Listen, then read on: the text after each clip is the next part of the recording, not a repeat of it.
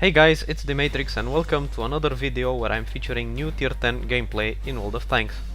This is actually my second video of the E50 M. If you want to check the first one, you can follow the link below. Okay, so on this one we're playing on Secret Line and I'm playing from the south base. As a medium on this map you can really much go on the green side and hide behind the bunkers and encounter the enemy medium tanks that are coming over there. This is a good idea for you because you can actually defend the artilleries that you might have in the K line, and also defend your heavies side and rear armors from these enemy mediums. And this particular game we don't really have artillery in our team, so I'm deciding not to go on the green side, and the second best position is to go somewhere in the middle of the map in F5, where I'm gonna stop right now, and help the green side by giving some sniping fire. They also do not have tier 10 mediums, so the battle shouldn't be so fierce here. I see a trade getting knocked down right now and I'm taking a blind shot, hoping that that leopard prototype actually poked his nose out. I'm actually taking another blind shot in the exact same spot. Maybe he didn't move.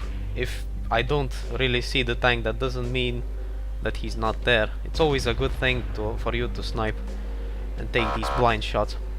Maybe you actually hit them and reduce their HP.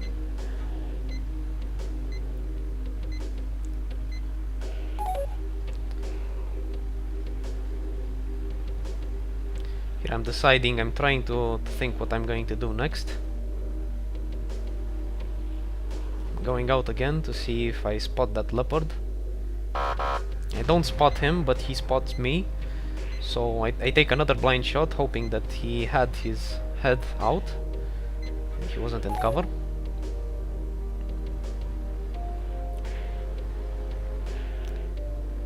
The beginning of this game is going to be a little boring and static because of the enemy composition, enemy team composition. They have 6 tier 10 TDs, so trying to play it a little cautious, at least at the beginning.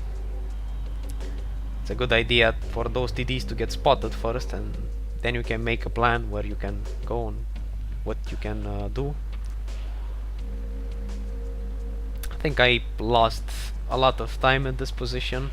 I'm now trying to move in the city, since the city doesn't really have a lot of heavies to counteract those tier 10 TDs.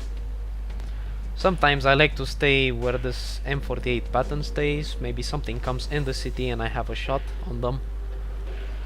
So either that, or I can go where this IS-8 was behind me.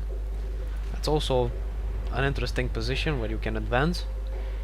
Some sort of outflanking the tanks that might be in the city. We also need to keep in mind that they have a lot of TDs that might sit somewhere right there in the front. Try the shot in the T-57 here. I didn't penetrate, he tracked us, he dings us. I decide to track him so he won't come after me. This is actually one of the perks of the E50 M. You're a medium tank, but a very armored, very well armored medium tank, and even tier 10 tanks can ding you.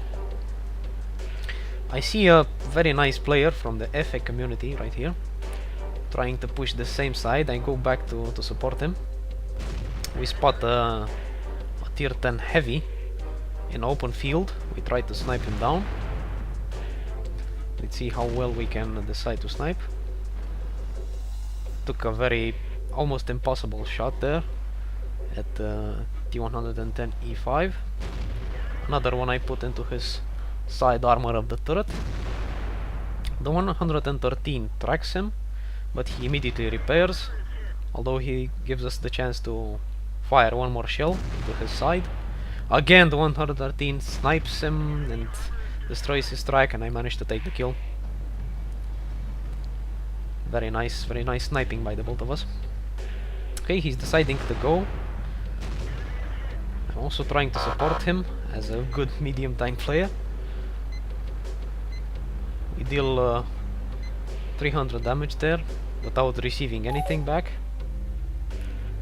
This is one of the actions that you have to do at the beginning of the game. Try to steal as much HP as possible.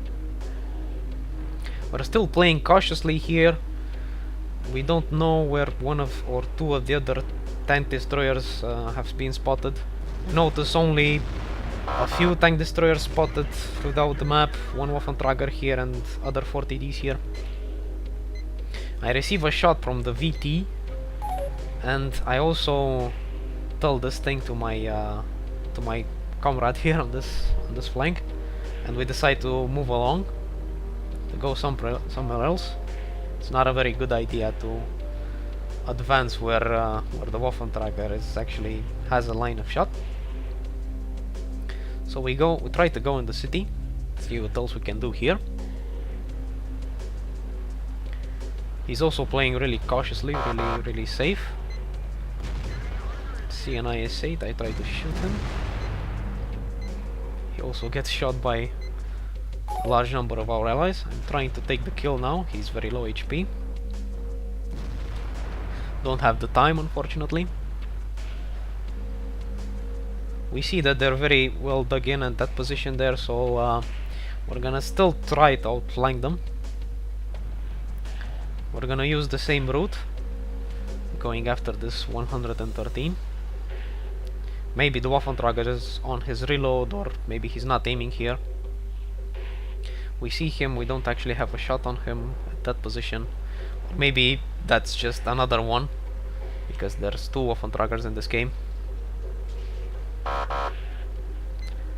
Try to be a little more aggressive now, since nobody else has shot us.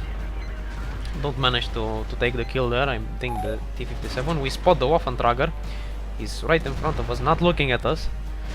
Now I put one into him and he is looking at us, so I have to be really careful. He puts two shells into the 110. We go in front of him so we can take the rest of the damage, so he won't kill him. And by this time we actually managed to take him out. If you guys have the same... I'm gonna stop the video here for a sec. If you guys have the same situation in random battles, you see a tank that might help you, a tank like this 113, you see that he's a very good player, don't just please try to help your teammate along. Don't try to let him die, because you just have to think that if he's gonna die because the Waffentrager is focusing him, I'm gonna go away from this situation with full HP. Don't try to think like that. It's always better to have two tanks that have, for example, 800, 900 HP together than just one tank full HP. It's always better to have two cannons in the game. You never know when you can be against one or two enemy tanks, and it's a lot better to have two tanks as well for that situation. You never know. So please try to play as a teammate. That's why you're playing in a team in random battles. Okay, so let's see what will happen next. We played along very nicely up until this position. We decide to go our separate ways now. Me and the 113, the Chinese tier 10 heavy. Going in the city, I see that E4. Someone is also signaling for some help with that E4. Trying to see if I can make a few shots into his side. We spot him now. We know that he's behind that building. We're just hoping for him to come outside of the building. He did, but we shot a very poor shot. We put it in the building. The next one we actually shoot his side armor. We see some... We might have some problems here. This Jagdpanzer A100 might come around the corner. So we're trying to be a little cautious. We see him coming. We try to track him, so we won't have to deal with his 170mm gun. With the extra time we try to take out the E4, but he's getting destroyed by one of our allies. Now let's see how we can deal with these two Jagdpanzers. I again see this guy trying to come for me. I track him again. It's always better to do that. Sometimes if the target is tracked and some of your allies are actually shooting him, you also receive bonus credits and experience for that. Again, I tried to put one into his belly. Don't penetrate his belly. It was very well angled, just like the previous shot. Now this is one of the things why I don't really prefer playing tank destroyers. You really need to come around this corner like that. You easily get tracked, and if you don't have repairs or if you use your repair kit, then you're just useless. You're just standing there with no chance of survival. And I just continue shooting him. I think I shot him 3 times in the side, dealing damage and also destroying his track. The V100 missed the shot, and I just take the kill. We see that the other Jagdpanzer has been dealt with, and now we're going for the remaining tank, which is a Leopard prototype, the tank that we actually tried to shoot at first at the beginning of the game. He's right here in the open, still behind the same bunker. The E50 M is kinda slow. It accelerates very slowly, but it has a very nice top speed. The poor acceleration is due to the fact that it has a lot of armor and it's very heavy and very big. However, this can come to your advantage at some points. Let's see how we can put to good use this top speed and a lot of armor and weight. We rammed the Leopard prototype for 650 damage, more than we can deal with a single shot, and one of our allies takes the kill. These are the post-game stats from this last battle that we had on Secret Line.